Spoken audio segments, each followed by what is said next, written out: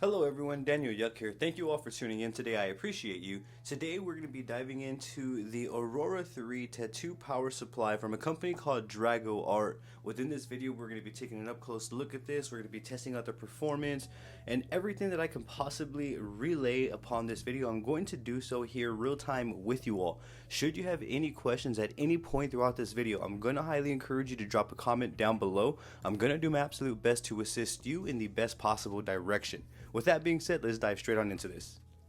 So let's begin with taking an up close look here at the box. So yet again, this is going to be from Dragoart. This is the Aurora 3 tattoo power supply.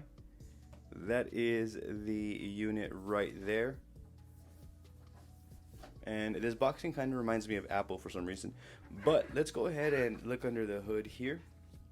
So as we see, we are greeted with what looks to be a user manual. We have the charging or the wire here and the actual unit itself. Let's take an up close look here at the user manual.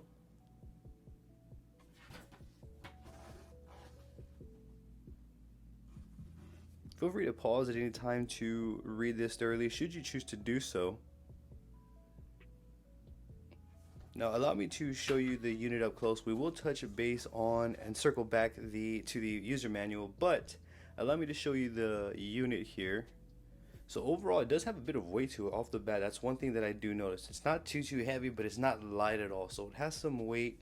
It has what feels like some sort of aluminum finish, if I'm correct, as it does feel cold to the touch. So it does feel like some sort of metal here. We do have magnets on the bottom. And this is going to be a rubber surface, so that way it doesn't slide around. And this is the top part here.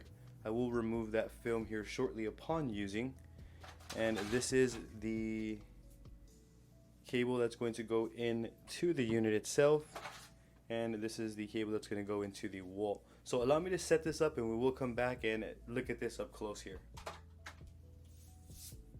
Okay, so we are set up and I'm ready to run through this power supply up close with you all. So now it does have a bit more features over what I am typically used to. So these two arrows on the left right here are for the dot box feature.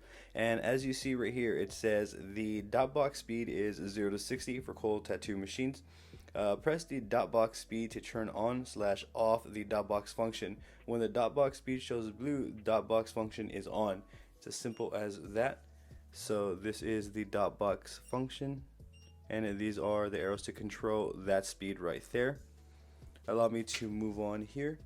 So it does show here that the current is displayed, which is right there, and then the T indicates the timer, as you see.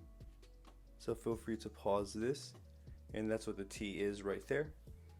And then we also have the A and B outputs. And then we also have the foot switch port. So as you see, I'm using A and I have the foot switch right here. And over here we have the up arrow for the voltage. We have the time right there, which is activated by the timer. And then we have the down arrow. And then we also have the foot switch right here. So if you don't have a foot switch, you can simply press that F. And the power supply is still usable. Just to reiterate, you don't need a foot pedal to run this specific power supply right here. The letter right here in the middle, the letter A, that's to switch between A and B, as you see right here. So you would simply click that to switch on over to B. I'm not using B right now, so I'm going to leave it on A. So just to confirm, we have the dot box arrows right here, which is for the dot box feature. When it's blue, it is on. This is the voltage, we have the amp, we have the time. This is for the timer right here. This is, again, switching from A and B. This is the foot switch. And then this is the voltage arrows to control that current voltage. So the interface is very straightforward and user friendly. For me, it was a bit much when I didn't know what the features were, but once you get acquainted with it, it's actually really straightforward. What I would like to do is I would like to actually get on over into kind of wrapping this power supply, and then I want to get on over into testing out the performance here with you all. For me personally, I am always going to put a barrier around all of my gear. It doesn't matter if it's a machine, furniture, power supply, pedal, whatever the case may be, anything that I feel could be of risk to being exposed to any sort of bodily fluids, I'm going to wrap. So I'm going to grab some cling wrap here. I'm going to get an adequate amount, and this process is literally very straightforward here. Simply place the saran wrap, cling wrap around, and then I'm just going to kind of work it around the entire body of the power supply like so. So now the entire unit here is cut off to the outside world, and we have a barrier. I am now free to touch the screen and do what I need without contaminating my power supply here. If you're not comfortable with one layer of plastic, by all means go ahead and double up, to each their own. I kind of always double up, I really do. I use a lot of saran wrap when I'm wrapping my furniture and gear. But there we have it, wrapping very straightforward. Let's get on over into testing out the performance. One thing that I want to point out that's really cool about this power supply is that the lights change in correspondence to the voltage. So allow me just to fluctuate down and show you the voltage range as well.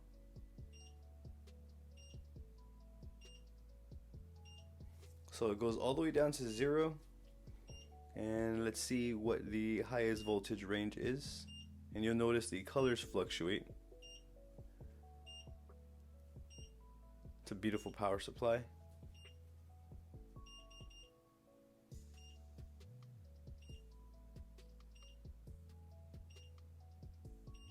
So 16 volts is the highest voltage there. We'll take that back down.